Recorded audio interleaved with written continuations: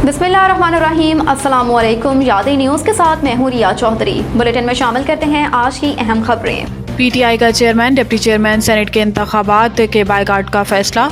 PTI ने chairman senate और deputy chairman senate का इंतखाब इस्लामाबाद हाई कोर्ट में चैलेंज कर दिया। पीटीआई के 5 सेनेटर्स की जानिब से दायर दरखास्त में मौक़िफ़ इख्तियार किया गया है कि आइन के मुताबिक सेनेट अरकान की कुल तादाद 96 है, जिसमें तमाम सूबों की यकसा नुमाइंदगी है। सेनेट में खैबर पख्तूनख्वा से 23 अरकान की तादाद पूरी नहीं। इलेक्शन कमीशन ने खैबर पख्तूनख्वा में सेनेट इंतखाबात मुलतवी किए हैं। चेयरमैन और डिप्टी चेयरमैन सेनेट का इंतखाब ऐवान के अरकान की तादाद पूरी करने तक मुलतवी कर दिया जाए। तहरीक इंसाफ ने चेयरमैन सेनेट के इंतखाब के खिलाफ सेक्रेटरी सेनेट को भी दरख्वास्त जमा करा दी है। दरख्वास्त पर सेनेटर जरका तैमूर, सैफ अबड़ू, फलक नाज चतराली, फौजिया अरशद और सैफुल्लाह नियाजी के दस्तखत भी मौजूद हैं। इमरान बुशरा बीबी मुलाकात ना कराने पर तौहीन अदालत की दरख्वास्त दायर करने की हदायत। साबिक वज़ीर आज़म और बानी चेयरमैन पीटीआई इमरान खान की इनकी अहलिया बुशरा बीबी से मुलाकात ना करवाने के अदालती हुक्म पर अमल दरामद केस की समाअत हुई, जिसमें जस्टिस समिया गुल हसन औरंगज़ेब ने इस्तफसार किया कि अदालत के हुक्म पर अमल क्यों नहीं हुआ।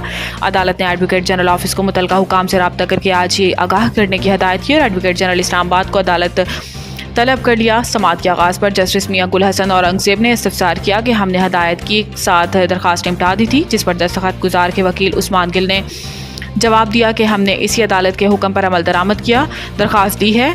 जस्टिस मियां गुल हसन औरंगज़ेब ने रिमार्क्स दिए कि आप तौहीन अदालत की दरख्वास्त फाइल करें, हम कार्रवाई करेंगे। कैसे अदालती अहकामात को नज़रअंदाज किया जा सकता है। वकील उस्मान गिल ने सदा की है कि ईद पर मुलाकात की इजाज़त देने का हुक्म दिया जाए, ये जेल हुकाम के इख्तियार में भी है। IMF का क्रिप्टो पावर प्लांट्स के गैस टैरिफ RLNG के बराबर करने का मुतालबा। IMF ने हुकूमत से क्रिप्टो पावर प्लांट्स के लिए गैस टैरिफ में 1 जुलाई 2024-25 से RLNG की कीमत के बराबर इजाफे का मुतालबा किया है। ताहम वजारत तवानाई के सीनियर हुकाम ने बताया है कि मुल्क की सनत जो क्रिप्टो पावर प्लांट्स चला रही है का यकीनन इस पर सख्त रद्द-ए-अमल होगा, लेकिन हुकूमत के पास क्रिप्टो पावर प्लांट्स के लिए गैस की कीमत RLNG की कीमतों के बराबर बढ़ाने के सिवा कोई चारा नहीं बचा। जैसा कि CPPs की कारकर्दगी 30 से 35% है और ज़्यादातर CPPs सुई सदरन नेटवर्क में नस्ब हैं, जिनके गैस टैरिफ में इजाफा किया जाए। हुकाम वजारत तवानाई का कहना था कि हुकूमती ओहदेदारों ने CPPs को कौमी बिजली के ग्रिड्स पर मुंतकिल करने के लिए IMF से दिसंबर 2024 तक का वक्त मांगा था, जिससे कि इनमें से बहुत से नेशनल ग्रिड से मुंसलिक नहीं हैं। लेकिन IMF इस बात पर जोर दे रहा है कि 1 जुलाई 2024 से लागू होने वाली RLNG की कीमत तक इनके टैरिफ में इजाफे के साथ ये काम जून 2024 तक मुकम्मल होना चाहिए। अपने फैसलों की मुझे बहुत बड़ी कीमत चुकानी पड़ी। Chief justice Peshawar high court full court reference की तकरीब से खिताब करते हुए chief justice Peshawar high court justice Mohammad Ibrahim ने कहा कि अगर कोई साइल समझता है कि इसके साथ इंसाफ नहीं हुआ तो क़यामत के दिन हाजिर हूँ। 31 साल के अरसे में 15,000 फैसले दिए। जस्टिस मोहम्मद इब्राहिम ने कहा है कि 15,000 फैसलों में 509 फैसले सुप्रीम कोर्ट में चैलेंज हुए।